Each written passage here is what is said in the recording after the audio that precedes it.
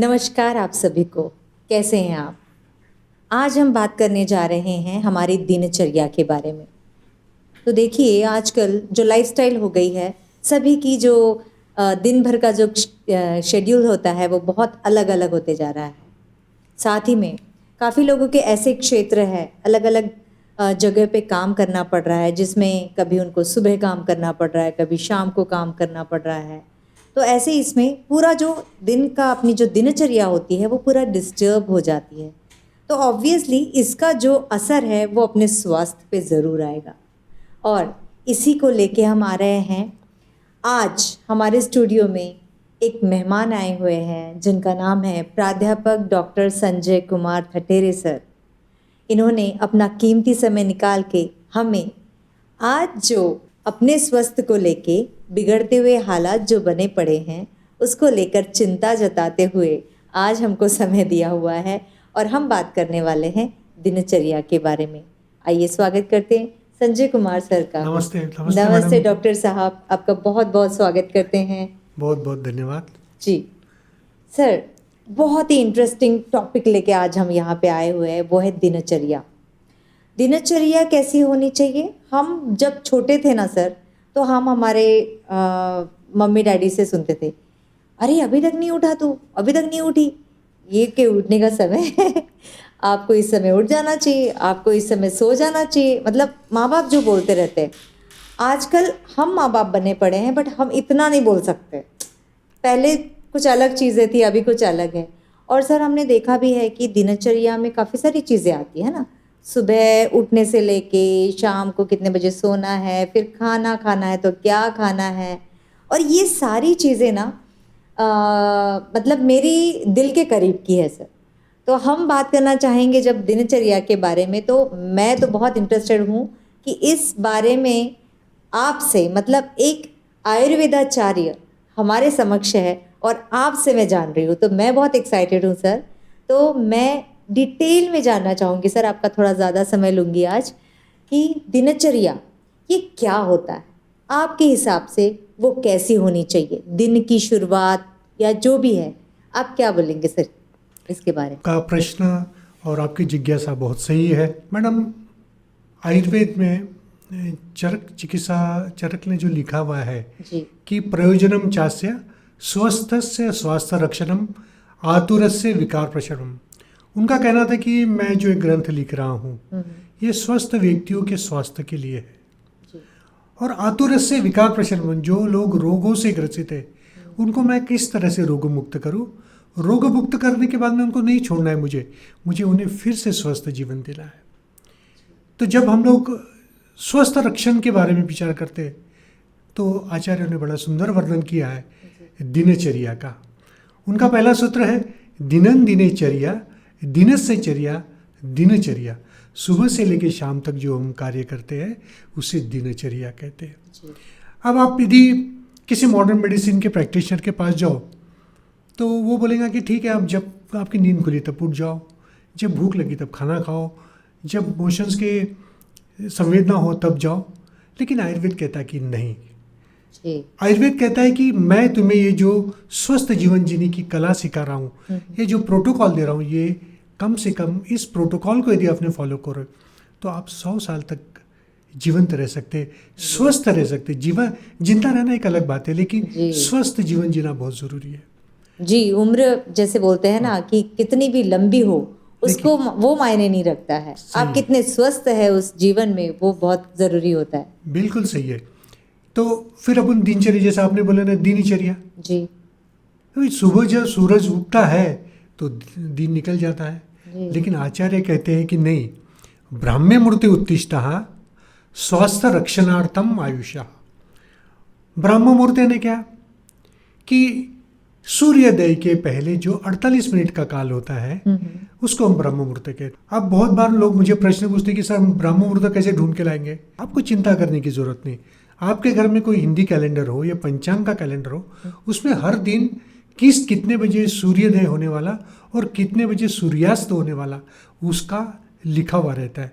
तो उस सूर्योदय के 15-45 मिनट पहले का काल आप कैलकुलेट कर लीजिए। इसका मतलब हो गया क्या, वो ब्रह्म मुहूर्त हो गया।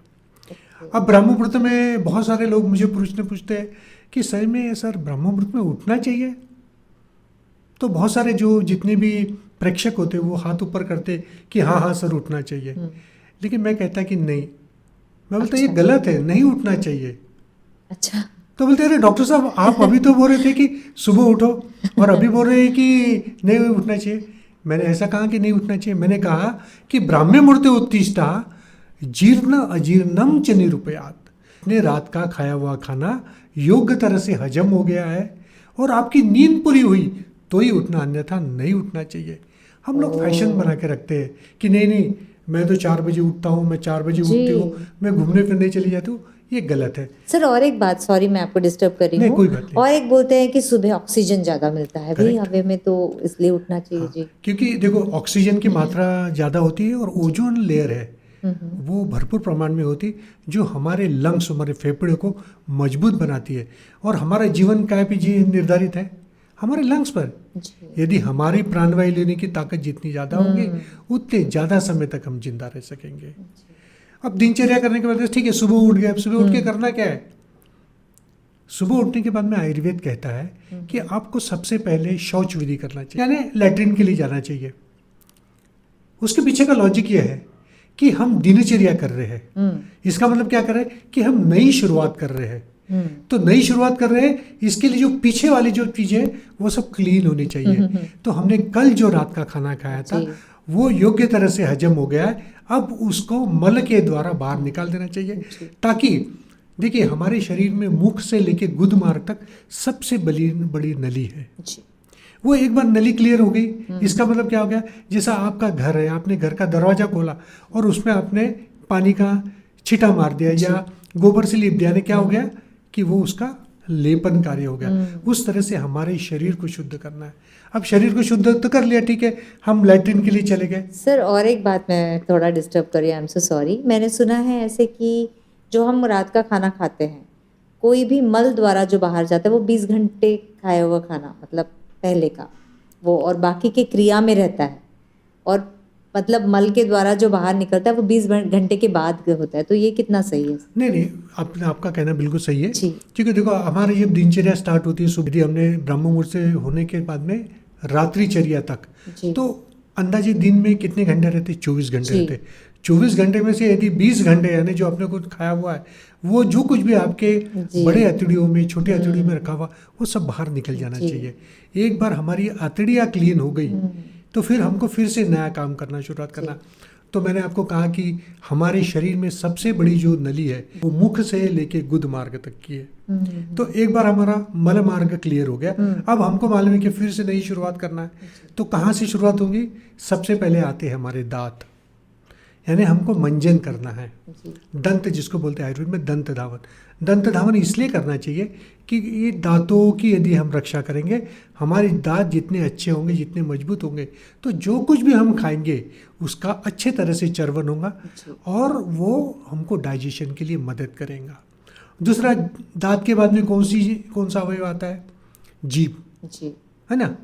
बहुत बार कहते हैं कि tongue is a mirror of digestion. बोलते हैं ना डॉक्टर, जीभ दिखाते हैं, जीभ बहुत मोटी है, इसके भी कोटिंग है, इवन कलर, कलर्स कोटिंग है, तो कोटिंग को भी क्लियर कर लो। अब जिह्वा निर्लेखन के लिए आप जो भी आजकल टंग क्लीनर रहते हैं उसका इस्तेमाल कर सकते हैं। एक बार आपकी जीभ ठीक होगी, जीभ के बाद में क्या आ रहा है आपके? फिर से आपका गला आ रहा है, क्योंकि आप दिन भर बात करने वाले हो, तुम बोलने वाले हो, टीचर है तो वो पढ़ाने वाले, गाने गायक है, तो गले को भी एक बार कर लो। तो उन्होंने बोला है कि उसके लिए कवल कर लो, यानी जिसको गार्गलिंग बोलते हैं कि गार्गलिंग कर लो। यह यहाँ तक गले तक तो हो गया। अब और चेहरे के ऊपर हमारे पास में क्या बचा हुआ है? हमारी सुंदर नाक है। यदि हमारी नाक क्लीन रहेंगी तो क्लीन होना चाहिए। तो क्या करने का है? कुछ नहीं, हमको एक छोटा सा नस्य बोला गया है। ऐसा कहते हैं कि नासिकाभ्याम दीयते नस्य, जो नाक के द्वारा दिया जाता है उसको नस्य बोलते हैं। तो इसमें हमारे को नस्य की अपेक्षा नहीं, आपको ये छोटी उंगली है, इसको किसी भी तेल में डुबा लेने का है और दोनों जो नॉस्ट्रिल को लगा लेने का है। कोई भी ऑयल, एनी ऑयल, चाहे खोपरे का तेल हो, चाहे आपके पास में सरसों का तेल हो, चाहे आयुर्वेदिक मेडिकेटेड ऑयल है, कुछ भी लगा सकते हैं। उसके पीछे का लॉजिक आप समझो।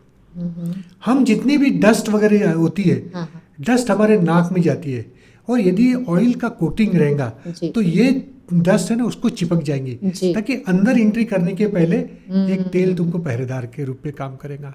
उसके बाद में आपके चेहरे पर में सर वो तो नेचुरल होता है ना, मतलब जैसे बाल होते हैं तो। हाँ ठीक है, तो जी। मैं बोला ना, जी। यदि एक से भले दो, भाई आपके बाल तो काम जी कर रहे सर, हैं हाँ। लेकिन आपने नाक में लगा लिया। जी। देखो oil is a sticky substance. Sir वही तो होता है ना कि हम साधारण मनुष्य, हम जो सोचे और एक प्राध्यापक जो डॉक्टर साहब है वो सोचे, तो हम इसीलिए तो उनकी सलाह लेते रहते करेक्ट है। हैं। तो यस सर। ये नॉस्ट्रिल में हमने तेल लगा लिया। जी। अब आपके चेहरे पे क्या बचा हुआ है? आंखें सुंदर हैं। सुंदर आंखें। आंखों के बगैर हम तो कुछ भी नहीं कर सकते। जी। तो आंखों के लिए हमको क्या करने का है? सिर्फ अंजन करने का है।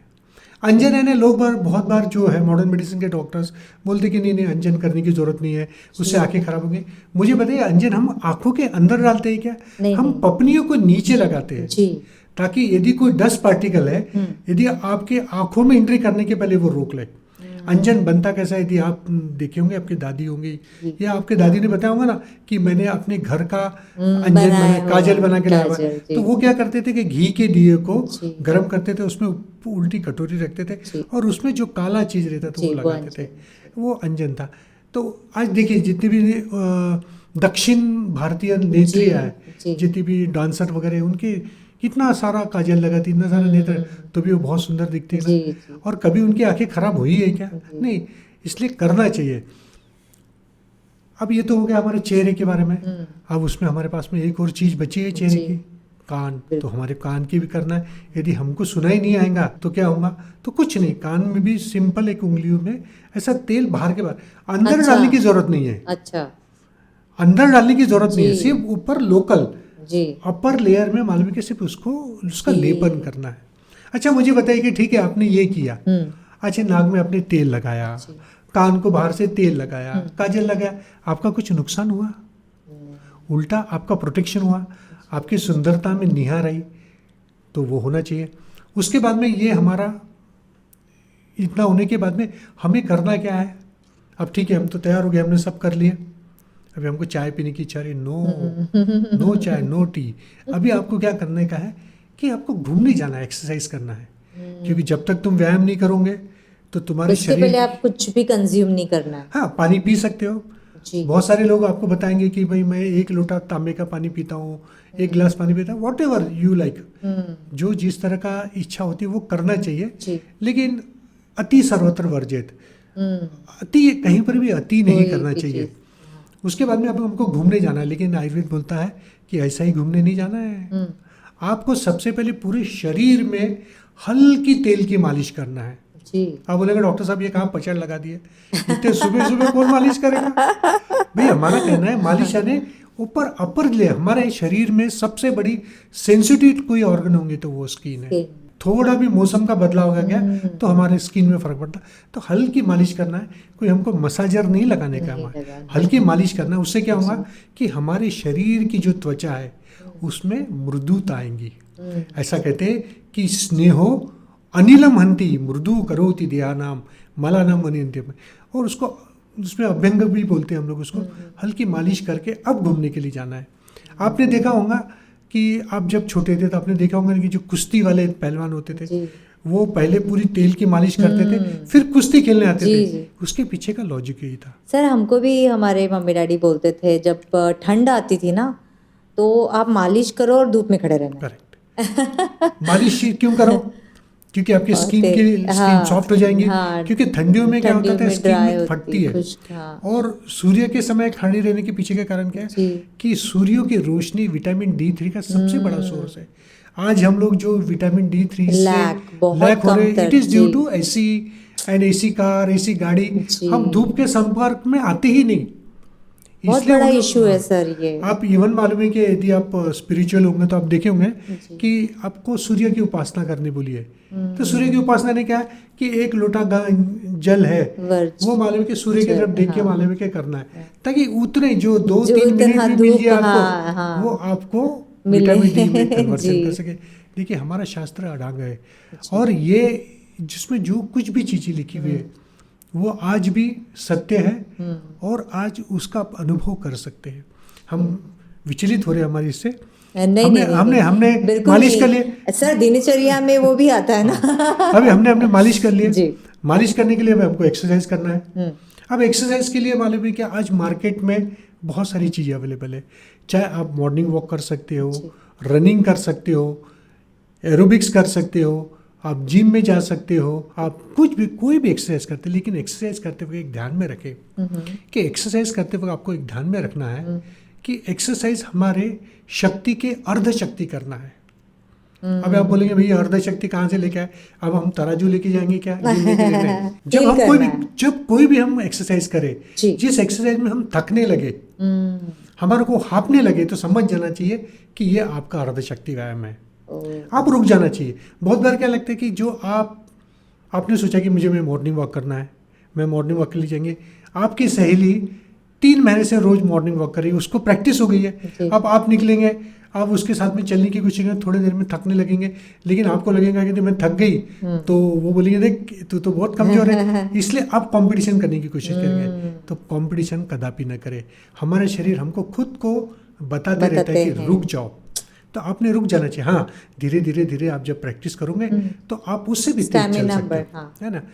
ऐसा कहा गया है कि गर्मियों में 1/4 एक्सरसाइज करना चाहिए। हमारे शरीर से जितनी भी हमारी ताकत है उसे 1/4 एक्सरसाइज करना चाहिए। ठंड काले में हमने अर्ध शक्ति व्यायाम करना चाहिए। यानी हम जहाँ थकने लगे, जहाँ हमें पसीना आने लग गया, वो रुक जाना चाहिए। बड़ा एक सुंदर वर्णन इसमें आया है कि 16 साल से छोटे बच्चों ने एक्सरसाइज नहीं करना चाहिए। अच्छा। और 70 साल से जो बुजुर्ग है उन्होंने एक्सरसाइज नहीं करना चाहिए। अच्छा। ये जब मेरा एक लेक्चर हुआ एक जगह, तो मुझे लोगों ने बहुत प्रश्न पूछे। मैंने देखा उनके पीछे का लॉजिक ये था कि 16 देखिए मुझे बताइए कि ग्रोथ हार्मोन्स कब तक बढ़ते हैं? उम्र के 18 साल तक। इसका मतलब है कि 16 साल के पहले इसलिए बोला कि उस बच्चे की पूरी ग्रोथ होने दो। आप देखिए जो बच्चे जिम्नास्ट में जाते हैं, जो मलखम करते हैं, जो छोटी उम्र में डांस करते हैं, उनकी हाइट कभी कभी नहीं बढ़ती।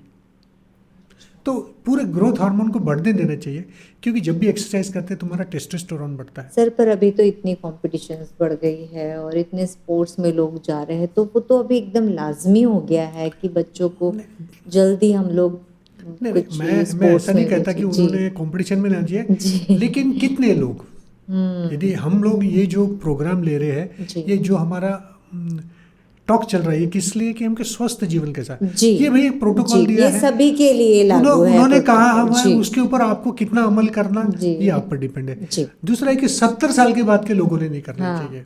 उसके पीछे का लॉजिक है, देखो शीर्यति इति शरीरम, जो झींचता है, जिसका शरण होता है उसको शरीर कहते हैं। जैसे जैसे आप वृद्धावस्था में आएंगे तो आपकी जो बोन्स है वगैरह वो सब, जैसा ऑस्टियोपोरोसिस नाम से होगा, और ये सब इस तरह के होते रहता है। तो उस वक्त का लॉजिक ये था कि उन्होंने एक्सरसाइज करना चाहिए, लेकिन विगोरस एक्सरसाइज नहीं करना चाहिए। 16 साल के पहले बच्चे जो है उन्होंने एक्सरसाइज करना चाहिए, पीटी है, स्कूल में एक्सरसाइज करना चाहिए, लेकिन विगोरस एक्सरसाइज नहीं करना चाहिए। जो आजकल बच्चे जिम में जाके मालूम है क्या मसल्स बनाने की, बॉडी बनाने के चक्कर में रहते हैं, वो नहीं कथा भी ना करें तो बहुत अच्छा है। और 70 साल के बाद में यदि विगोरस एक्सरसाइज से कभी उनको फ्रैक्चर हो गया, ये हो गया, वो हो गया, तो प्रॉब्लम आ सकता। जी, जिन लोगों को आदत है, जो लोग कई सालों से एक्सरसाइज कर रहे हैं, वे कर सकते हैं, उनके लिए ये सिद्धांत लागू नहीं होता। अब हमने एक्सरसाइज कर लिया, अब एक्सरसाइज करने के बाद में क्या करने का है? स्नान। हाँ, स्नान तो करना है ना। तो स्नान करते वक्त मालूम कि उन्होंने कहा है कि उद्वर्तन किया जाए। अब ये बोलेंगे कौन सा नया शब्द है उद्वर्तन? अभी देखो अभी दिवाली आ रही है। हाँ। आपको मालूम है कि दिवाली के एक दिन पहले एक प्रयोग होता है जिसको हम लोग उपटन बोलते हैं। आपने देखा ना, सुगंधित उपटन। उपटन पूरे मार्केट में मिलता है। यानी वो जो सुगंधित उपटन है, यानी उपटन यानी क्या रहता है, ये आयुर्वेदिक पाउडर है जिसमें हमारे शरीर को शुद्ध करने वाले पाउडर्स लगे रहते हैं। उसका हल्का हल्का लेपन करे। आपने यदि कभी चिक्सा लगाया होगा या आपने कभी वो उपटन लगाया होगा तो आपको ध्यान में आएगा कि जैसा जैसा आप मलते हो, जब सूखता है तो उसके साथ में काला काला मैल निकलता है। तो उसके पीछे का लॉजिक था। आज हमारे पास में उसके पर्यायी साधन उपलब्ध है, साबुन है, शैम्पू है, तो आप उसका इस्तेमाल कर सकते हैं। ज़रूरी नहीं है कि भाई हमने ये रोज़ करना चाहिए। डॉक्टर साहब, आपके यदि दिनचर्या में करने बैठूँ तो सुबह मैं 4 बजे उठी हूँ तो मेरी दिनचर्या रात के 10 बजे तक ख़त्म नहीं है। इतने सारे उसको अवॉइड करें। लेकिन और सर हम लोग अगर हाथ पैर पे ऑयल लगा के मतलब चले भी जा रहे हैं बाहर घूमने के लिए तो ऑटोमेटिकली धूल भी बैठी पड़ी रहेगी ना हाँ, शरीर करेक्ट। पे तो। और आपको मालूम है कि ये तेल लगाने के पीछे का लॉजिक क्या है, कि जितने भी अल्ट्रा वायलेट रेज रहते हैं, हम्म। अल्ट्रा वायलेट रेज उसको पेनिट्रेट नहीं होते तेल में। आपने देखे, अच्छा। आपने कभी आपके छोटे बच्चे को मालिश किए होंगे, जी। मालिश करके यदि वो सो जाता है ना, हम्म। तो उसके आजू बाजू में मक्खियाँ मच्छर नहीं आते, हम्म। है ना। पहले जो है ना, अभी जी। बच्चे होते थे तो उनको पहले पूरी मालिश करते थे, मालिश करके बिल्कुल। धूप में रख देते थे, और उनकी मालिश के बाद में उनके आजू बाजू में कीड़े या मक्खियाँ वगैरह नहीं लगती, और वो बहुत गहरी नींद में सो जाता है। तो इस तरह का मालूम है कि हमारा उद्वर्तन हो गया। उद्वर्तन है ना, हमको हमारे शरीर को क्लीन करने के लिए जी। आने वाला एक सोप का साधन। जी। अब हमने उसके बाद में हमने स्नान कर लिया। अब ये मैं मेरे एक दोस्त के मकान में गया, उसने बताया कि डॉक्टर साहब देखो मैंने इतना बड़ा मकान बनाया, ये देखो मेरे मकान में ये बाथरूम है, ये शावर है, ये वगैरह वगैरह सब कुछ। मैंने उसको पूछा भाई तू स्नान रोज़ करता है? बोले हाँ हाँ रोज़ करता हूँ। अरे कैसा करता तू स्नान? बोले जो जैसे सब लोग करते वैसे। मैंने देख मैं बताता हूँ आयुर्वेद क्या कहता है स्नान कैसा करना। आयुर्वेद बोलता है कि जब भी तुम मालूम कि स्नान के लिए पानी का चयन करोगे तो पानी ऋतुनुसार होना चाहिए। ऋतुनुसार यानी जैसे मान लीजिए ठंडी है जी। तो बहुत ज़्यादा ठंडे पानी का इस्तेमाल न करें, हम्म। बहुत ज़्यादा गर्मी है तो बहुत ज़्यादा गर्म पानी का इस्तेमाल करें। जो जिस टेम्परेचर में आप कंफर्टेबल हो उस पानी का इस्तेमाल कर रहे हैं। जी। फिर स्नान करते हुए कहाँ से स्नान करेंगे? तो तुमको आपने शंकर जी की पिंडी देखी है क्या? शंकर जी की, उसके ऊपर एक लोटे से पानी टपकते रहता है, उसको बोलते ब्रह्मांड। तो जब भी हमको नहाना है तो हमने ठंडे पानी का परिचय सर पे करना है जी। थोड़ा सा, क्योंकि ऐसा कहा गया है मराठी में कि तळपायाची आग मस्तकात झोंबली, म्हणजे तळपायात आग असते आणि ती कुठे जाते? मस्तकात मस्तकात जाते। तो म्हणून सर के ऊपर मान लो कि थोड़ा सा ठंडा पानी डालना चाहिए। ठंडा पानी डालने के बाद में फिर हमने स्नान करना चाहिए। स्नान करते वक्त एक ध्यान में रखें कि जो पुरुष होते हैं उन्होंने कमर के नीचे ठंडे पानी का इस्तेमाल करना चाहिए। उसके पीछे का लॉजिक है कि कमर के नीचे टेस्टिस होते हैं और टेस्टिस में शुक्राणु होते हैं, और शुक्राणु शीत वीर्यात्मक होते हैं। ज़्यादा गर्म पानी का इस्तेमाल करेंगे तो वो शुक्राणु मर सकते हैं, इसलिए गर्म पानी का इस्तेमाल न करें।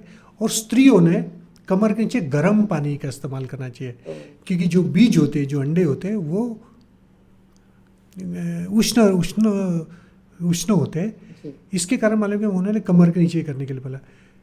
स्नान करते वक्त हमारे जितने पैर से लेकर सर तक का पूरा अच्छे तरह से हल्की मालिश करते हुए अपना स्नान करना चाहिए।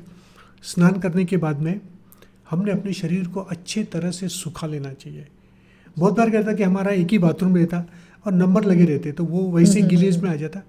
जो गीले आने के बाद में क्या होता है कि बहुत बार ऐसे लोगों को फंगल इन्फेक्शन होने के चांसेस रहते हैं, क्योंकि अब हम लोग प्रैक्टिशनर से हमें पता है कि उनको फंगल इन्फेक्शन होता है, और फंगल इन्फेक्शन जहाँ पर भी नमी रहती है वहाँ होते हैं।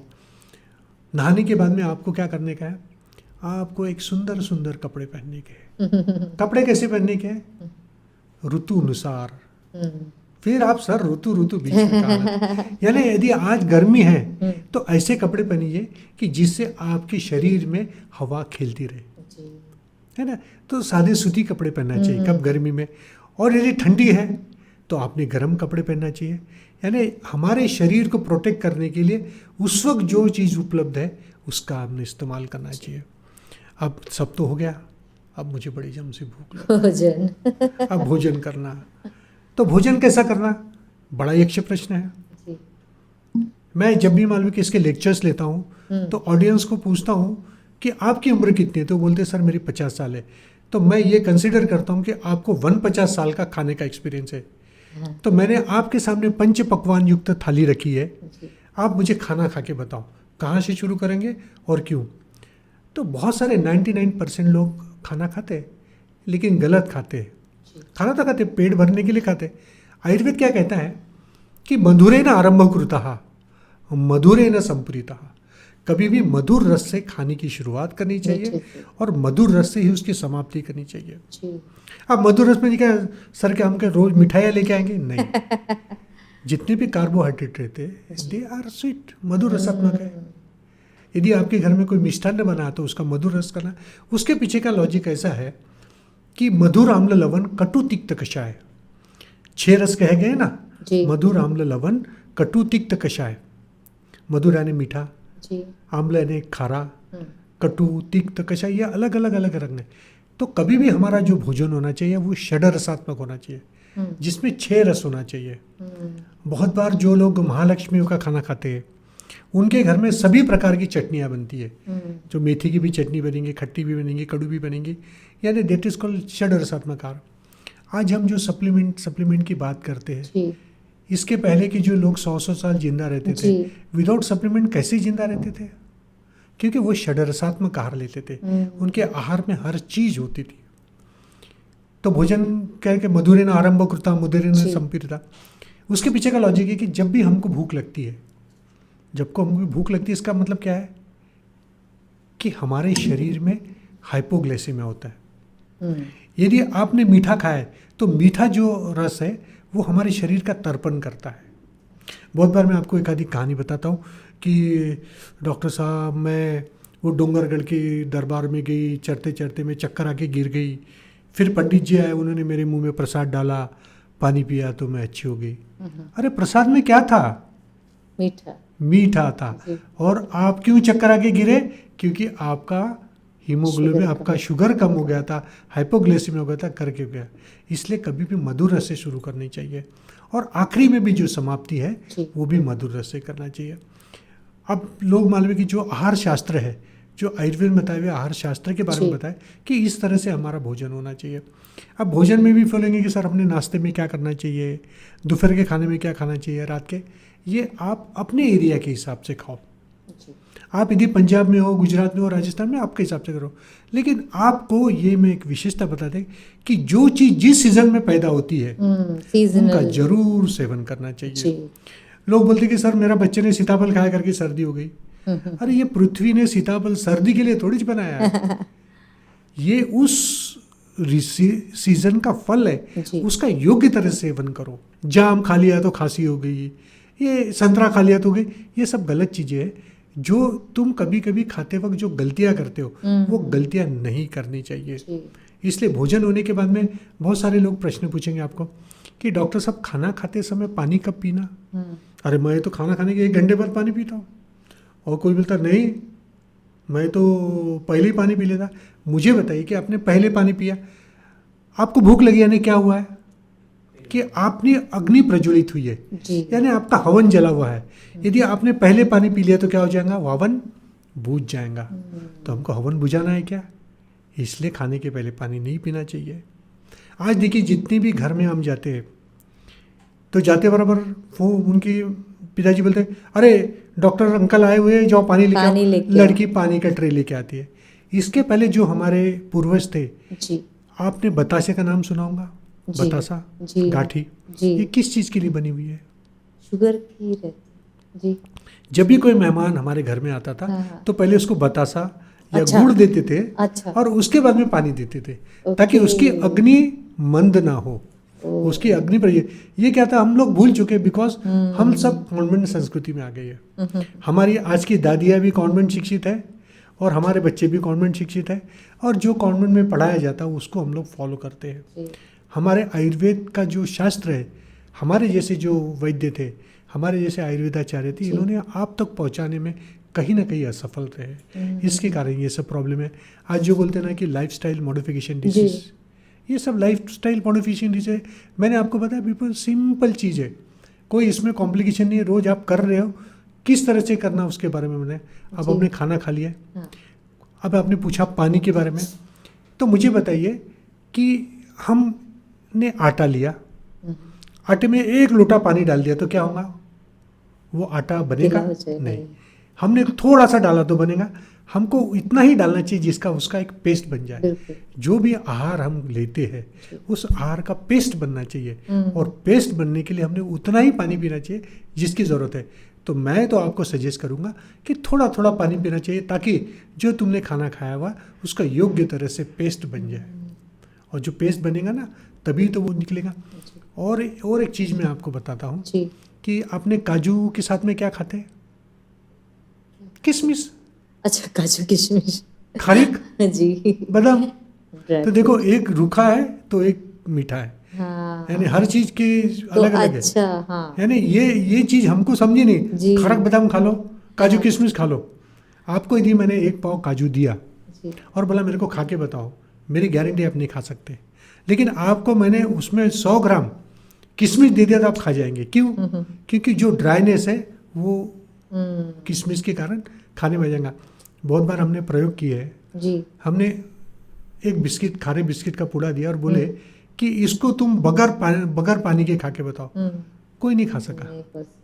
क्योंकि जब तक हमारे इसमें सलाइवा नहीं होगा, जी। जब तक उसमें से गीलापन नहीं आएगा, हम उसको अंदर सॉलो नहीं कर कर सकते। इसलिए पानी थोड़ा थोड़ा पीना चाहिए। जी। उसके बाद में हमने खाना खा लिया, भोजन कर लिया। अब हमको क्या करने का है? हमको हमारे काम पे जाने का है।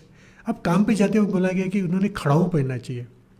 उस वक्त चप्पल जूती की फैक्ट्री नहीं थी, इसलिए लकड़ी के जो रहते थे उसको हाँ। खड़ाऊ बोलते थे। वो इसलिए पहनना पड़ता था ताकि मालूम है कि तुमको किसी भी प्रकार के कोई पत्थर है, कांटे है, ये वगैरह नहीं लगना चाहिए। हमारे पैरों की रक्षा करने के लिए खड़ाऊ पहनने के लिए कहा गया है। उसमें भी उन्होंने कहा गया है कि तुम्हारे माप के पहनना चाहिए, बड़े छोटे नहीं पहनना चाहिए, क्योंकि उसमें भी प्रॉब्लम आते हैं।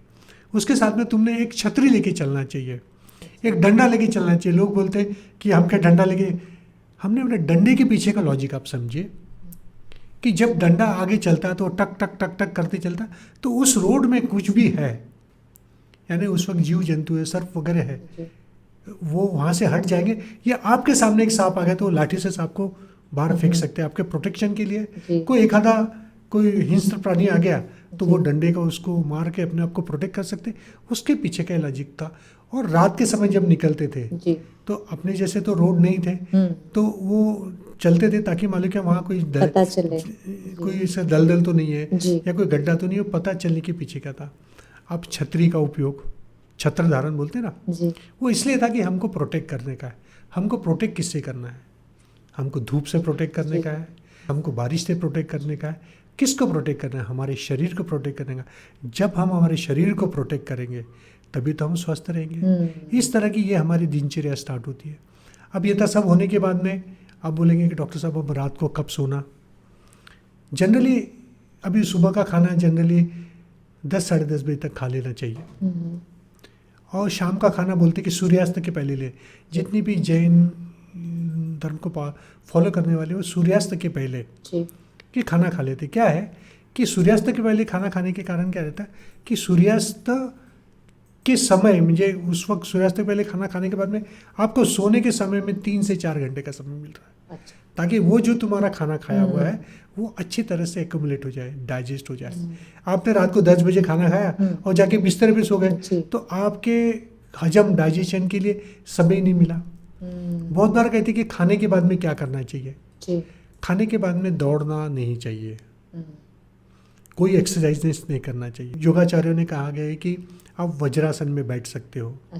जनरली कोई एक्सरसाइजेस नहीं करना चाहिए। शतपावली करते हैं, शतपावली वही बना, बिल्कुल लाइट एक्सरसाइज करना चाहिए, कोई विगोरस एक्सरसाइजेस नहीं करना चाहिए। नहाने में मैं एक चीज भूल गया जी। खाना खाने के पहले नहाना चाहिए, खाने के बाद कभी भी नहाना नहीं चाहिए। लोग क्या करते हैं, मैं एक काम करता खाना खा लेता फिर नहाता हूँ, गलत है। कि उसके पीछे का लॉजिक मैं आपको बताता हूँ कि जब हमको खाना कब खाते हैं? जब हमको भूख लगती है। तो जब हम खाना खाते हैं तो जो हमारी पूरी ऊर्जा है, जो पूरी अग्नि खाने को हजम करने में लग जाती है, उसको डाइजेस्ट करने में लग जाती है। यदि हमने गलती से खाना खाने के बाद में नहाए तो क्या होगा कि आपने जब खाना खाया तो आपकी पूरी एनर्जी कहाँ चली गई? खाने में लगी हुई है। लेकिन आपने नहा लिया तो नहाने के कारण हमारे त्वचा में जो ठंडे पानी का स्पर्श हो रहा है तो कुछ अग्नि, जठर अग्नि कुछ वहाँ ट्रांसफर हो जाती है, क्योंकि बॉडी को टेम्परेचर करना है। इसलिए फिर इंडाइजेशन के प्रॉब्लम आते हैं, इसलिए नहीं करना चाहिए। अगर किसी को ऐसी दिक्कत आ ही गई कि नहीं अभी खाना ही खाना पड़ेगा, और होता है ना कभी कभी ऐसे कि फिर बाद में नहाना, तो क्या गैप तो कम से कम उसमें 2 घंटे से 2 घंटे के गैप रखने चाहिए। और सर अगर आप सुबह बोल रहे हैं कि सुबह अगर 10 बजे साढ़े 10 बजे खाना खाना चाहिए, फिर एकदम शाम को बीच में फिर कुछ आप ले नहीं सकते? क्योंकि काफी लोग ऐसे होते हैं। हमने कहा बोला कि नहीं खा सकते। देखिए बीच में जो पूर्ण अन्न है, जी जो फुल डाइट है, हाँ, फुल डाइट, फुल डाइट आपको ये सुबह सब ले है। लीजिए जी। और शाम को 6, साढ़े 6, 7 बजे तक ले लीजिए। आप बोलेंगे कि साहब मेरा ऑफिस ही 8 बजे शुरू था। कोशिश करो, कोशिश करो कि अपन कुछ कर सकते हो क्या उसमें।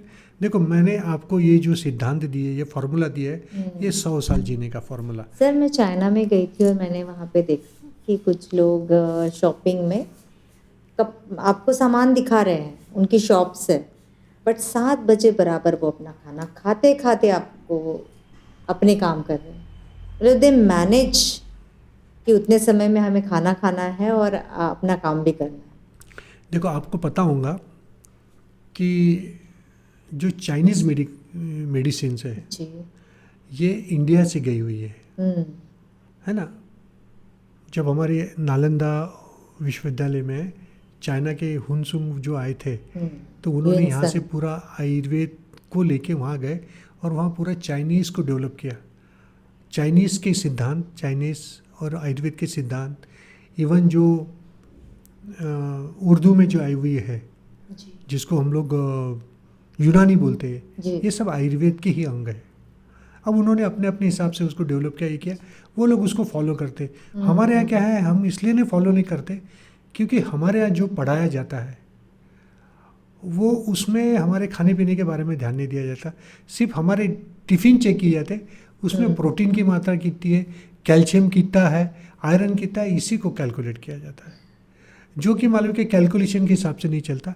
हमारी अग्नि है, जैसा घर में 2 बच्चे हैं, एक को 2 रोटी भी नहीं खाता और दूसरा 5 रोटी खा लेता है, और दोनों की बॉडी का स्ट्रक्चर एक जैसा है जी। ऐसा क्यों? दोनों की अग्नि अलग अलग है, दोनों का बॉडी कॉन्स्टिट्यूशन अलग है, उनके हिसाब से वो चलते रहता है। शाम का खाना आपको कहा कि आपको 6, साढ़े 6 बजे, 7 बजे तक खा लिया जाए। जितनी जल्दी से जल्दी खाएंगे उतना अच्छा रहेगा। अच्छा रहेगा। और उसके बाद में फिर आपने 9, साढ़े 9 बजे तक सो जाना चाहिए। अब मान लीजिए आप 9 बजे सो गए और आपने सुबह 4 बजे उठे, तो कितने घंटे नींद हो गई आपकी? 9, 10, 11, 12, 8 घंटे, 7 से 8 घंटे नींद हो गई। जितनी नींद हमको ज़रूरी है वो मिल गई है। बहुत बार लोग प्रश्न करते हैं कि सर हमारी तो नाइट ड्यूटी रहती है, हमने कैसे सोना? तो उसने भी आयुर्वेद में लिखा हुआ है कि यदि आपकी नाइट ड्यूटी कर रहे होंगे, जैसा देखो हमारे प्रहरी है, जो सैनिक है, जो रक्षा करने वाले लोग हैं, वो रात भर जागते रहते हैं। आयुर्वेद कहता है कि इनकी नींद को कॉम्पनसेट करना है, तो उन्होंने जितने घंटे की नींद वो लेते हैं उससे 1/4, मान लीजिए वो 8 घंटे के सोने की जगह 2 घंटे दिन में सो गए, तो नींद कॉम्पनसेट हो जाती है। अच्छा। हाँ, तो पूरे निद्रा ब्रह्मचर्य के बारे में आपको आपके समक्ष जो मेरी किताब है, ये किताब में सब उसका वर्णन किया हुआ है। हम यदि चर्चा करने चाहेंगे तो ये चर्चा कहाँ रुकने वाली है, लंबी चर्चा हो सकती है। और स्वास्थ्य को लेके तो कोई भी सुनना चाहेगा सर कि ये मैं और आप लोगों ने जो मुझे इनवाइट किया, और एक प्रयास है कि जो हमारा संदेश है, मेरा संदेश नहीं, आयुर्वेद का संदेश लोगों तक जाना चाहिए। लोग कम से कम उसके बारे में सोचे। और मैंने जो आपको टिप्स दिए हुए हैं, ये टिप्स इतने कठिन नहीं है कि जिसको खरीदना पड़े। ये हम लोग ऑलरेडी रूटीन में कर रहे हैं। यदि हमने इसको फॉलो किए, एक इसके लेवल की तरह, एक सिलेबस की तरह, या एक प्रोटोकॉल की तरह, तो बहुत अच्छा हो सकता है। अब मुझे बहुत सारे लोगों ने प्रश्न पूछे, मेरे 200 से भी ज़्यादा लेक्चर्स इस विषय पर हुए। मैं बोला कि महीने में कितने दिन होते हैं? बोले 30 दिन होते हैं। ठीक है, मैं मानता हूँ कि 10 दिन आपकी दिनचर्या डिस्टर्ब रहेंगी, एटलीस्ट 20 दिन तो तुम नॉर्मल कर सकते हो। 15 दिन डिस्टर्ब होंगे तो 15 दिन तो कर सकते हो। तो उतना तो तुम अपना लाइफ सेव कर सकते हो, है ना। एक आध बार आप शादी में चले गए, आप ट्रैवलिंग में चले गए, आप किसी घूमने के प्लेस में चले गए, आप वहाँ नहीं कर सकते, उसको माइनस कर दो ना। 365 दिन में यदि हमने 200 दिन भी दिनचर्या का पालन किया, तो भी हम अपने स्वास्थ्य को कहीं ना कहीं प्रोटेक्ट करने में मदद कर सकते हैं। और इसके लिए मदद करता है आयुर्वेद के सिद्धांत। सर मैंने ऐसा सुना है कि अभी जैसे लाइफस्टाइल बन गई है, तो उसमें खाना खाने के बाद चाय चाहिए, कॉफ़ी लेते हैं, कंज्यूम करते हैं लोग, या फिर सुबह उठने के बाद ब्लैक कॉफ़ी ज़्यादा अभी चलन में है। तो सर इसका क्या फ़ायदा या नुकसान है? सब नहीं, क्या रहता है, जैसा ये जितने भी सुबह उठने के बाद में बहुत सारे लोगों को मोशंस नहीं होते, तो वो लोग चाय पीएंगे, कॉफ़ी पीएंगे या कुछ कुछ तम्बाकू खाएंगे। जी उसके बाद में उनको मालूम है क्या, मोशंस के, उनके मोशन की संवेदना होती है, जी वो कभी कभी हैबिट फॉर्मिंग हो जाते हैं। हम्म, अभी क्या है, जैसे मान लीजिए आपको एक आध दिन चाय नहीं मिली जी तो आपके साथ में कुछ बुरा थोड़ी हो रहा है, हम्म, लेकिन आपने मालूम है कि आपके कंप्यूटर में फीड कर लिया कि मैं सुबह उठते बराबर मुझे ब्लैक टी चाहिए, सुबह उठते बराबर मुझे गर्म पानी चाहिए। जी ये आपने फीड किया। आप देखिए, मैं आपको बता रहा हूँ कि मैं एक ऑर्गेनाइजेशन में गया था बैंक के, तो वहाँ बोले कि सर मैंने उनको पूछा कि तुम्हारे खाने की विधि कैसी है, तो बोले हम सुबह बोले घर से निकलते हैं तो नाश्ता कर लेते, 2 रोटी सब्जी खा लेते, जी फिर 1:30 बजे जब हमारा लंच होता फिर खाना खाते, फिर शाम को 4:30-5 बजे फिर हमारी कैंटीन है बोले, वहाँ जो नाश्ता बनता है अच्छा वो खा लेते, फिर घर जाके 9 बजे खाते। मुझे बताइए हम लोग क्या करें, अध्ययन कर रहे हैं। ये क्या हमने फैशन बना ली। मुझे बताइए, आपने 9 बजे खाना खाया, जी आपको भूख नहीं है, लेकिन अभी लंच हो गया और मैंने लंच में डब्बा ला लिया करके मजबूरी में आप खा रहे हो, जी वही है ना। आप वो क्या करें, उसके कारण फिर जो आपको जो प्रॉब्लम्स आ रहे हैं, जी मैं हमारा कहना है कि जब तक तुमको नेचुरल हंगर के सेंसेशन ना हो, जी स्वयं की भूख न लगे, तब तक नहीं खाना चाहिए।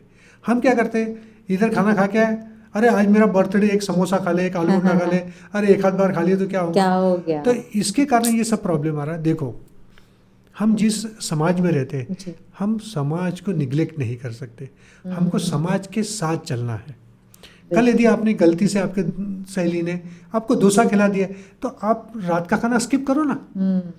अरे आपको भूख नहीं लगी, लेकिन घर वाले बोल रहे कि वो तुम्हारा खाना बना हुआ है, तुम उसको वेस्ट करोगे क्या, जी इसलिए मजबूरी में आप खाना खाने की इच्छा ना रहते हुए। ऐसा मत करो, क्योंकि क्या है, हमारा जो पेट है ये टंकी नहीं है, कचरा घर नहीं है, तो जैसे उसको उस तरह से रखो। जैसे आपने अभी बोला सर रात का खाना, तो अगर रात का खाना बचा है तो दिन में हम खा सकते हैं क्या दूसरे दिन? जनरली आयुर्वेद ने कहा है कि बासा खाना नहीं खाना चाहिए, लेकिन उसमें यदि हमने संस्कार करे, जी जैसा हम लोग उसको छोकनी दिए, ये दिए, वो जी दिए, तो खाने में कोई हरकत। आज मुझे बताइए मैडम, क्योंकि सर आपको ऐसा मिलने लगता वाली है ब्रेड, कि आपको मिलने वाली ब्रेड क्या ताजी होती है, नहीं, क्या वही बिस्किट तो ताजी होती है, तो खाते हैं। उसकी जगह यदि आपके रात की बची हुई रोटी है, जी उसको अच्छे से चूरा बना के उसका चूड़ा बनाया, ये चावल को थोड़ा सा हल्का फ्राई कर दिए, जी तो मेरे ख्याल से तो भी कुछ फ़र्क नहीं पड़ता। हम्म जनरली उसमें यदि खट्टापन नहीं आना चाहिए, यानी वो उसमें खराब नहीं होना चाहिए, जी ये ध्यान रखा जाए। और खाना बनाते समय सब लोगों का खाने का माप रहता है कि वो जी इतना खाता है, तो कोशिश करें कि ज़्यादा ना बनाए। मैंने भोजन में आपको एक बताना भूल गया जी कि भोजन में ऐसा कहा गया है कि खाना खाते समय कि आधा पेट खाना खाना चाहिए जी और 1/4 पानी के लिए रखना चाहिए और 1/4 गैसेस के लिए रखना चाहिए। जी यानी यदि हमने हमारे उधर के 4 भाग किए पेट के, तो आधा भाग खाना, आधा 1/4 पानी के लिए, जी, लिक्विड जो भी जी। गए, दाल कड़ी वड़ी जो भी आ गया सब लिक्विड के अंदर, और 1/4 मालूम है क्या, गैसेस के लिए रखना चाहिए, क्योंकि जब भी केमिकल रिएक्शन होती है जी तो गैसेस बाहर आती है। अब मुझे एक सभा में पूछा गया कि डॉक्टर साहब, हम हमारे खाने को आधा पेट खाना कैसा कैलकुलेट करें। जी प्रश्न सही उनका बात सही है, था। सही सर आप बोल तो रहे हैं, तो अब बिल्कुल। मुझे बताइए कि मेरा आधा पेट खाना कितना। तो मैंने उनको कहा कि इसका एक सिंपल सिद्धांत है कि आपको जब भूख लगे तब आप पेट भर खाना खाओ, जिसको बोलते हैं आकंठ, यानी तूने मुझे एक कोर भी दिया तो मैं उल्टी कर दूंगी, दैट इज कॉल्ड आकंठ। जी बोलते ना, मैं एक यदि निवाला खा लूंगी तो उल्टी कर दूंगी, जी। इतना हो गया, अरे मेरा पूरा पेट बगैर ढका रहे, उतना खाना खाओ, and that it is to be calculated. उसको कैलकुलेट कर लो, उसमें पता चला कि हमने 4 रोटी का है, चावल का है, दाल जी। का है, and it should be divided into 2, तो वो हो गया आपका आधा पेट। हो सकता है थोड़ा बहुत कम ज़्यादा होता होगा, लेकिन उतना है कि उतना आपका हो जाएगा। और जो 1/4 के बारे में बताया गया, लोग बोलते हैं कि पानी पीना, क्या 1/4 पानी नहीं भाई। देखिए, हम मालूम है कि खाने में दाल चावल सब्जी रोटी कड़ी है, श्रीखंड, जो कुछ भी मीठा वाटा सब लेते हैं, जितने भी लिक्विड के पदार्थ है वो सब तरल पदार्थ में आते हैं, वो पानी में आते हैं, है ना। तो वो पानी नहीं, तो हमने वो खाने के बाद में और पानी पीना क्या, नहीं। देखो, लोगों को इसके बारे में जानकारी नहीं है। हम लोगों ने ये जानकारी पहुंचाने में कहीं ना कहीं गलती की, हम उन तक पहुंच नहीं पाए, तो वो तो प्रश्न पूछने वाले ना, सही है। तो अभी बहुत बार जो उसके मेरे सेशंस होते हैं, तो बहुत सारे प्रश्न आते हैं, हर प्रश्न का उत्तर देने का मैं प्रयास करता हूँ, जी लेकिन कुछ लोगों को वो समझता है, कुछ लोग उसको एग्री करते, कुछ लोग डिसएग्री करते। डजेंट मैटर, जो ग्रंथों में लिखा है उसका मैंने अध्ययन किया हुआ है और आप तक परोसने का मैंने प्रयास किया हुआ है। हो सकता है कि मैं बहुत ज़्यादा विद्वान ना हूँ, नहीं लेकिन मुझे सर। जितनी जानकारी है उतनी मैंने आपके समोर। आपने बहुत ही आसान तरीके से सारी चीज़ें समझाई है, बहुत ही सादे शब्दों में सभी को इतने अच्छे से समझाया कि मुझे तो लगता है कि सारे दर्शकों को बहुत ही अच्छे से समझ में आया होगा। और सर आपने इतना समय दिया, आपका इतना कीमती वक्त हमको, इसके लिए आपका बहुत बहुत धन्यवाद। धन्यवाद। हम एक लास्ट आपसे विनती करना चाहेंगे, जो हमारे यंगस्टर्स हैं उनके लिए कुछ मैसेज अगर आप। यंगस्टर्स को मैसेज देते वक्त, देखिए आज का यंगस्टर्स मालूम है क्या, दिशाहीन है। जी आप बोलेंगे दिशाहीन क्या है? उनको बराबर है, उनको कॉलेज, उसको 10th में 99% मार्क है, 12th में 99% मार्क है, वो इंजीनियरिंग कर रहा है MBA, तो वो दिशाहीन कैसा है? दिशाहीन इसलिए नहीं है, जी यानी वो खुद के खाने पाने पे, खान पान पे ध्यान नहीं दे रहा है, वो अपनी बॉडी के अपने सुंदरता के ऊपर ज़्यादा ध्यान दे रहा है। तो मेरे पास में जितने सारे आते हैं बच्चे लोग, स्टेरॉइड्स लगाने के लिए आते हैं, ओ मसल्स बनाने के लिए, वो गलत है। उस तरह का ना करें, क्योंकि उससे हमारे शरीर की, अभी तो आपको फायदा होगा लेकिन शरीर की हानि होती है। दोस्तों के साथ में रहते हैं, जी टीवी पर इतने सारे एडवर्टाइजमेंट आती है, देखते हैं कोल्ड ड्रिंक्स है, पिज्जा है, जी, जंक फूड सारे। जंक फूड खा रहे हैं। अब वो क्या है, वो एज है, वो एज की ना समझी है। हम पेरेंट्स ने कितना भी समझाए तो वो समझने वाले नहीं है, लेकिन हमारा ध्यान है कि ठीक है, उसको तुम हैबिट ना बनाओ कि नहीं बाप, मुझे तो, मैं रोज कोल्ड ड्रिंक्स पीऊंगा ही, या मैं ऑफिस में जाने के बाद मैं ये पीऊंगा ही कॉफ़ी, जी उसको आप आदत मत बनाओ। हाँ, एक आध बार फैशन के लिए करो, बाकी आपका जो खान पान है, जो आपके घर में चल रहा है, जी हर के घर में अपनी अपनी परिपाटी है, जी उसके परिपाटी से जो चल रहा है उसको चलने दो, उसको ज़्यादा चेंज करने की मत कोशिश।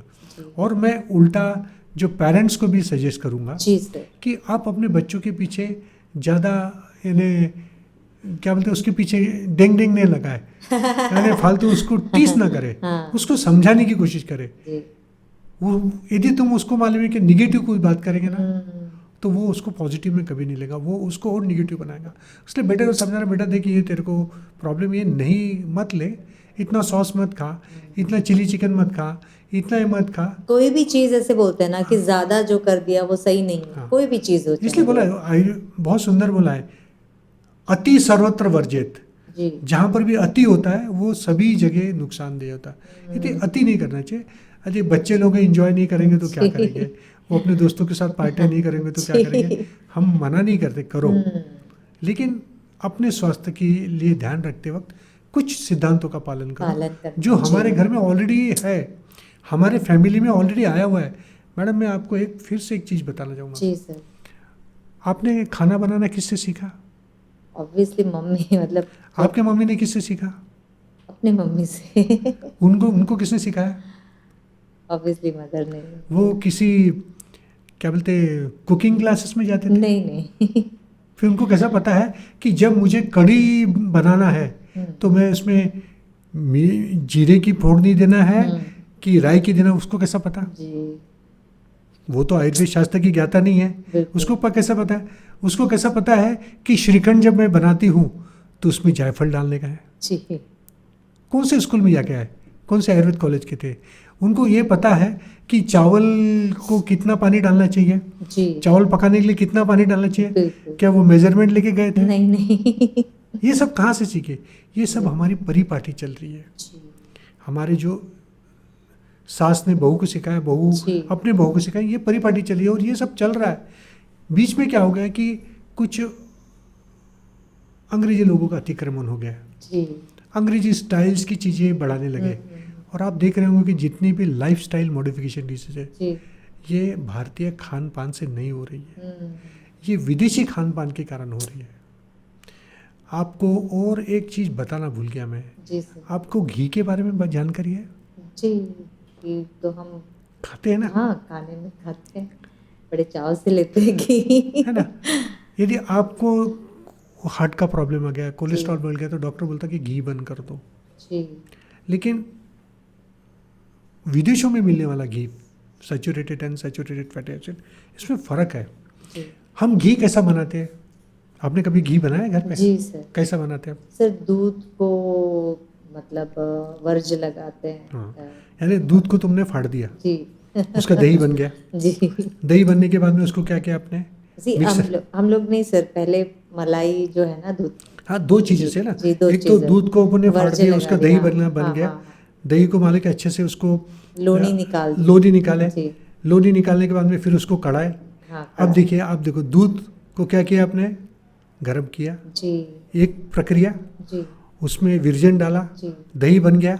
जी हाँ, दही को तुमने, दही का मंथन किया, जी उसमें से क्या निकली? लोनी। लोनी। ये सब चीज़ें देखो ऊपर ऊपर चढ़ रही है बरा, जी दूध से दही ऊपर, जी दही से लोनी ऊपर। जी अब लोनी को जब कढ़ाते हैं तो लोनी से घी ऊपर, नीचे मालूम क्या बेरी लगी रहती है ना, जी उसको नहीं रखते, उसको नहीं। अलग रख देते, वो आता है। तो इतने संस्कारों से जब कोई भी चीज़ गुजरती है जी तो वो लघु हो जाती है। अच्छा संस्कारो नाम विशेष गुणांतराधानम। दूसरा आप बोले कि आपने दूध को गर्म किया, एक प्रक्रिया, उसकी मलाई को जमाया, जी मलाई जमाने के बाद में फिर उसको आपने मिक्सी में डाला या जी। उसका मंथन किया। जी। मंथन करने के बाद में उसमें से जो घी निकला, जी। फिर वही प्रोसेस, घी निकला, उसको गर्म किया। तो ये ऊपर ऊपर की चीज़ें सब चल रही है, नीचे वाली कोई चीज़ें नहीं, यानी जो जी। हमारी गुरु चीज़ें थी सब नीचे जी। चली जी। गई और लघु चीज़ें ऊपर गई। इसलिए जो घी है, जिसमें विशेषता गाय का घी, जी। ये सबसे अच्छा हमारे शरीर का अग्निवर्धन करता है। जिनको भूख नहीं लगती, जी जिनको खाने की इच्छा नहीं होती, उनको आप घृत देना शुरू करो, भूख लगना शुरू हो जाएगी। देखिए, आपके घर में एक आधा त्यौहार है, उस दिन आप भगवान को नैवेद्य देते हो जो आपने बनाया हुआ, लेकिन एक आध दिन आपके यहाँ कोई फंक्शन नहीं है, तो आपकी मम्मी क्या करती? घी और शक्कर का नैवेद्य देती है। जी क्यों? डालडा और इसका क्यों नहीं दे? तेल और शक्कर का क्यों नहीं दे रही? क्योंकि ये जो घी है, ये घी अग्निवर्धन है। जी उसने कहा गया है कि स्नेहो अनिलम हंति मृदु करोति ध्यानाम मलाना बनते। अग्नि, ये जो स्नेह होता है, जी। स्नेहो अनिलम हंति, अनिल यानी वायु को जीतता है। मृदु करोति ध्यानम, हमारे शरीर को मृदु बनाता है। जी और मलाना मनेति, जो कुछ भी टॉक्सिन्स है, जी मलिनीकरणात् मला, उसको बाहर निकालने का कार्य करता है। इसलिए घी देना चाहिए। पहले के लोग, बुजुर्ग लोग अपने खाने में घी खाते ही थे। जी हमने क्या किया? हमारा वजन नहीं बढ़ना चाहिए, मैं मोटी नहीं दिखना चाहिए, इसके कारण हमने घी खाना बंद कर दिया। लेकिन जो घी हमको अपेक्षित है वो शुद्ध गाय का घी और देसी गाय का घी अपेक्षित है। उससे कभी आपका कोलेस्ट्रॉल नहीं बढ़ेगा, जी। उल्टा अच्छे जो कोलेस्ट्रॉल है वो बढ़ते हैं। जी। इसके बहुत सारे प्रमाण रिसर्च पेपर पब्लिश हुए, जी। इसलिए आपने घी भी खाना चाहिए। जी। तो डॉक्टर साहब, अभी जो जनरेशन है या काफ़ी लोग ऐसे हैं जो बहुत व्यसनाधीन हो रहे हैं, तो इसके बारे में आपका क्या कहना है? मैडम, एक हमारा लायंस इंटरनेशनल का प्रोग्राम है, लायंस क्वेस्ट जी स्किल्स फॉर एडोलसेंस करके, तो उसमें हमारा एक अच्छा। 6वां यूनिट है, living healthy and drug free life. जी कि जब हम किशोरवयीन अवस्था के बच्चों को बताते हैं जी। कि हमने नशा रहित कैसा जीवन जीना, क्योंकि एडिक्ट उसी एज में हो जाते उसी हैं। एज में, तो क्योंकि जी। एडोलसेंस एज है, हम्म, तो मुझे लोगों ने प्रश्न पूछा कि आप ये गलत कर रहे हैं डॉक्टर साहब, छोटे बच्चों को ये चीज़ समझा रहे हो। अरे मैंने उनको पूछा कि मुझे बताइए कि एक 4 साल की लड़की और एक 11 साल की लड़की खेल रही है और उसने एक गर्म तवा दिया है, तो 4 साल की लड़की की क्या एक्शन होंगी? वो तवे को हाथ लगाएंगी, और वो 12 साल की लड़की हाथ लगाएंगी कि नहीं नहीं? लगाएंगी। क्यों? क्योंकि उसे पता है कि ये गर्म है, इससे मेरे हाथ जल सकते हैं। जी। लेकिन जो छोटी बच्ची है उसको पता नहीं कि इससे हाथ जलते हैं, इसके कारण। तो यही काम मालूम है कि हम लोग करते हैं कि इस उम्र में जो जिनकी उम्र एक 11 साल से 16 साल 17 साल जी। है, उन बच्चों को Teenagers। टीनेजर्स है, जी। एडोलसेंस बोलते हैं, जी। उनको हम समझाते हैं कि ड्रग्स यानी क्या। हम्म, ड्रग्स यानी क्या है कि जैसा आप आज जैसा अपन नागपुर के विभाग में रहते, तो सबसे ज़्यादा तम्बाकू, गुटखा, पान जी है, कुछ लोग खर्रा। खर्रा, ये सब जी। लोग लेते रहते हैं। वो उनको बेचारों को समझता नहीं, उनका दोस्त लेके आता है, जी। वो एक सुपारी खा लेता है एक बार, फिर उसका एडिक्ट हो जाता है। जी। उसके बाद में अपने एरिया में सबसे ज़्यादा मिलने वाली चीज़ें कैसी? सिगारेट है, हम्म, जो इजीली अवेलेबल है, हर पान ठेले पे अवेलेबल है। इसलिए तो हर स्कूलों के से 200 मीटर दूर मालूम है कि पान ठेले होने चाहिए, बीड़ी सिगरेट की दुकानों जैसा लिखते हैं, जी। लेकिन उसको फॉलो नहीं करते। उसके बाद में कुछ ड्रग्स है, कुछ ड्रग्स के हम एडिक्ट होते हैं। अपने यहाँ चरस है, गांजा है, अफीम है, जी। ये छोटे बच्चों में तो नहीं, लेकिन बड़े बच्चों में ये कॉमनली यूज़ होता है, जिनको ड्रग एडिक्ट बोलते हैं। तो यदि हमने इन छोटे बच्चों को बता दिया कि भाई ड्रग्स इस तरह से होता है, ड्रग्स को यदि कोई लेता हो तो उस बच्चे में किस तरह के लक्षण दिख सकते हैं। वो क्लास में ध्यान नहीं देता, सुस्त पड़ा रहता है, क्लास में आता नहीं है, क्लास में चाट मारते रहता है, घर से निकलता है और बाहर कहीं घूमते रहता है।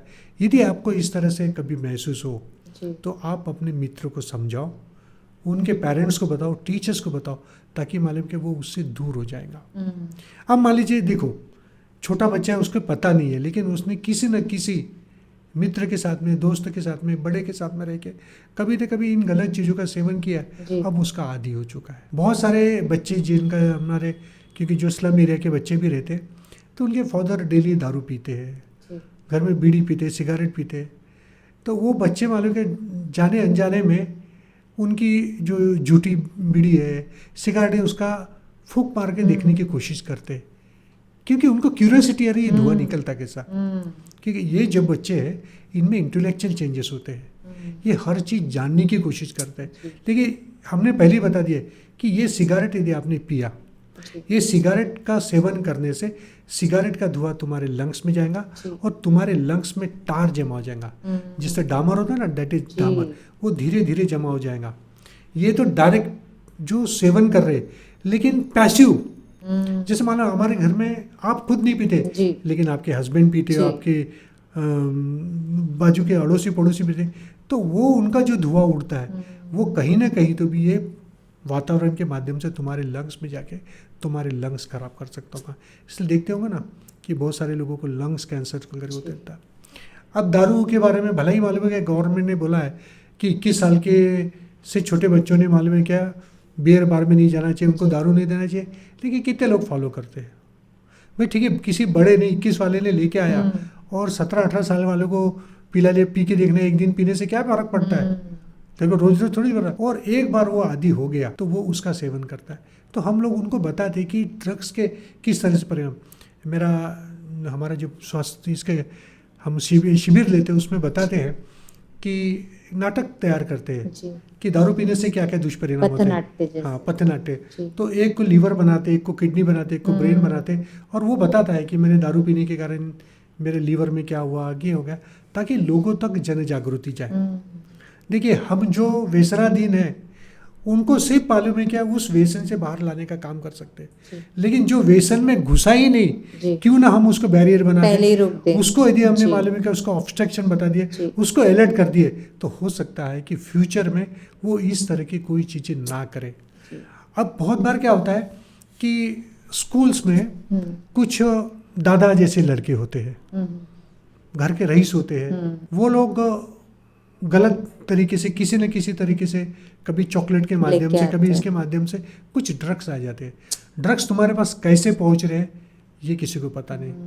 लोग जो मैन्युफैक्चरिंग कंपनियां वो लालच के कारण ऐसे चॉकलेट्स का भी निर्माण करती है जिसकी खाने की लोगों को आदत हो जाती है। मैं आपको एक वाकया सुनाता हूँ। मध्य प्रदेश का एक गाँव है, वहाँ चाय ठेले के ऊपर 4 बजे इतना रश रहता था कि वो आजू बाजू के जितने भी ऑफिस के जो थे सब वो लोग वहाँ आते थे, और आजू बाजू के सब जो चाय की टपरी थी वो खाली रहती थी। अच्छा। तो वहाँ मालूम कि एक कोई क्यूरियोसिटी हुई कि ये करता क्या है। तो वो क्या करता था, डोडा होता है ना जी, जिसको क्या बोलते हैं, भांग बोलते हैं, भांग। अच्छा। तो उसका जो टप्पर रहता है, जो छिलका रहता है, उसको डोडा बोलते हैं। वो कूट के उसमें डालता था। अब वो क्या है, डोडा एक एडिक्टिव ड्रग है ना, तो उसके कारण मालूम है कि वहीं की चाय पीते थे लोग, चाय में डालते थे, वो चाय में कूट के डालता था। तो इस तरह से ये ड्रग्स तुम्हारे तक कैसे पहुंच रहे, इसको तो रोकने का काम गवर्नमेंट का है, लेकिन ड्रग आपके पास पहुंच रहा है तो उसको रोकने का काम है हमारे जैसे लोगों का, टीचर्स लोगों का, पेरेंट्स लोगों का, कि भाई ये लड़का ये चॉकलेट इतनी सारी क्यों खाता है। आपको पता होगा इसके पहले वो पुड़िया आती थी, खर्रे की पुड़िया, पान पराग वगैरह जाती थी ना, तो वो जो काम करने वाले लेबर थे उनको पूछता था, 20-20 पूड़ी खाते थे। ओ मैंने पूछता था एक पूड़ी कितनी की आती है, तो 2 रुपए की आती थी। 20 पूड़ी कितनी की हो गई? 40 रुपए की पूड़ी रोज खाते थे। और फिर वो आते थे, उनका मुंह नहीं खुलना, ये सब प्रॉब्लम आते थे। जी ठीक है, अपने गवर्नमेंट ऑफ महाराष्ट्र ने उसके ऊपर बंदी लाई, बंदी कर वो बंद हो गए, लेकिन तो भी आज खर्रा चल रहा है। और जनरली जो लेबर क्लास के लोग रहते हैं, ये लोग उसका ज़्यादा इस्तेमाल करते हैं। उनके घर में पूड़ी पड़ी रहती है, जी। तो उनके बच्चे भी उसका कभी कभी सेवन करके देख लेते, बापू क्या कर रहे हैं, हाँ। अपने में खा के देना चाहिए।